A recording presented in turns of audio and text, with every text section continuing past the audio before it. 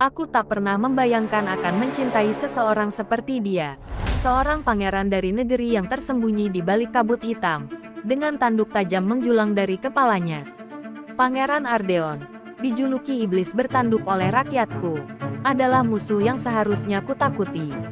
Namun, hatiku memilihnya. Semua bermula ketika aku, Lyria, putri dari kerajaan Velmora, dikirim sebagai utusan perdamaian ke kerajaan Malakar.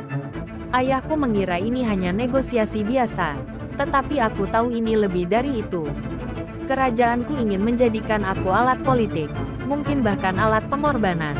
Aku memasuki istana Malakar dengan hati waspada. Istana itu megah tetapi suram. Dindingnya dipenuhi ukiran makhluk-makhluk bertanduk, dan udara di dalamnya terasa dingin seperti kematian. Di tengah aula besar, Pangeran Ardeon duduk di singgasananya. Dia tinggi, gagah, dan menyeramkan. Matanya berwarna merah keemasan seperti bara api. Kulitnya pucat kontras dengan jubah hitam yang membalut tubuhnya. Dua tanduk hitam menjulang dari kepalanya, menambah kesan mengancam. Namun, di balik semua itu, ada sesuatu dalam sorot matanya yang membuatku merinding, kesedihan yang mendalam. Aku seharusnya takut, tapi aku malah penasaran. Hari demi hari, aku mulai mengenal Ardeon lebih dalam. Dia bukan seperti monster yang diceritakan oleh rakyatku. Dia cerdas, bijak, dan punya beban besar di pundaknya. Kami sering berdiskusi di taman istana, membicarakan perang, kerajaan, dan harapan.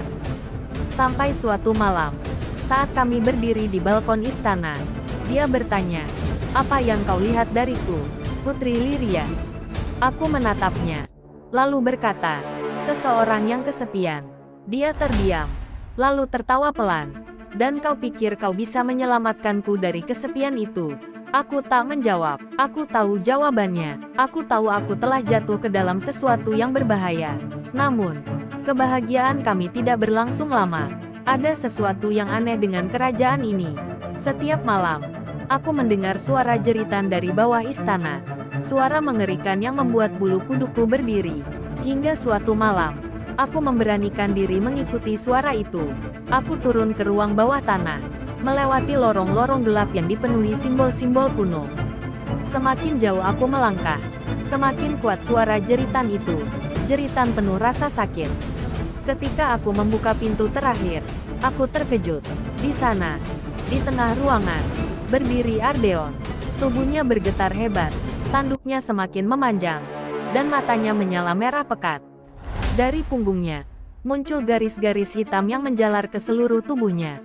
"Ardeon," aku berlari mendekatinya. Dia mendongak, napasnya tersengal. "Lyria, pergi dari sini. Apa yang terjadi padamu?" Tanyaku panik. Dia menatapku dengan mata penuh penderitaan. Aku dikutuk. "Lyria, semakin aku mencintai seseorang, semakin aku berubah menjadi monster." Darahku berdesir. "Siapa yang mengutukmu?" Dia menghela napas berat. "Ibuku sendiri." Ardeon menjelaskan bahwa ibunya, Ratu Malakar, adalah penyihir kuat yang haus akan kekuasaan. Dia ingin Ardeon menjadi raja tanpa kelemahan. Dan bagi ibunya, cinta adalah kelemahan terbesar. "Aku tak bisa mencintai siapapun tanpa kehilangan kendali atas diriku sendiri," katanya dengan suara lirih.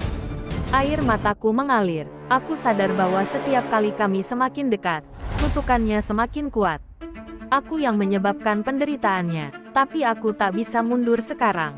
Malam itu, para penasihat kerajaan menyadari perubahan Ardeon. Mereka ketakutan. Bagaimana jika dia benar-benar berubah menjadi iblis? Mereka tak mau mengambil risiko. Ardeon harus mati. Aku mendengar rencana itu dari balik pintu ruang pertemuan.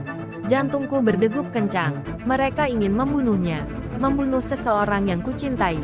Aku segera mencari Ardeon. Menemukannya di kamarnya. Matanya masih bersinar merah. Aku menggenggam tangannya. "Kita harus pergi. Tidak ada tempat bagiku di dunia ini, Lyria." "Tidak, aku tidak peduli dengan kutukan itu. Aku tidak peduli jika kau bertanduk, bersayap, atau berubah menjadi iblis sekalipun. Aku tetap mencintaimu." Dia menatapku. Matanya mulai basah. Untuk pertama kalinya, dia percaya bahwa ada seseorang yang mencintainya tanpa takut.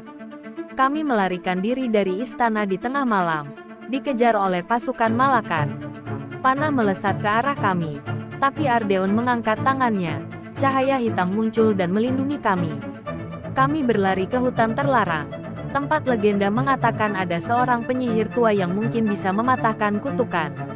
Tapi perjalanan ini tidak akan mudah. Kerajaan manusia dan iblis sama-sama menginginkan kami mati. Dan kutukan Ardeon semakin memburuk. Setiap malam, aku melihatnya berjuang menahan diri agar tidak berubah menjadi iblis sepenuhnya. Aku melihatnya menahan rasa sakit yang luar biasa. Aku tahu waktuku tidak banyak. Aku harus menemukan cara untuk menyelamatkannya sebelum dia menghilang selamanya. Namun, aku juga tahu satu hal. Aku akan mencintainya, apapun yang terjadi.